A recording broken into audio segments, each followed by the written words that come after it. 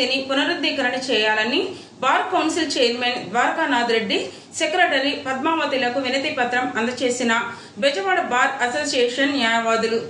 Health insurance మరియు certificate of practice విషయాలపై bar council chairman Dwarakanath Reddy, secretary పద్మావతులను కలిసి రిప్రజెంటేషన్ ఇచ్చిన బెజవాడ బార్ అసోసియేషన్ న్యాయవాదులు. ఈ విషయంలో వారు సానుకూలంగా స్పందించి త్వరలో హెల్త్ ఇన్సూరెన్స్ పాలసీని పునరుద్ధీకరణ చేస్తామని మాట ఇవ్వటం జరిగిందని బార్ న్యాయవాదులు తెలిపారు.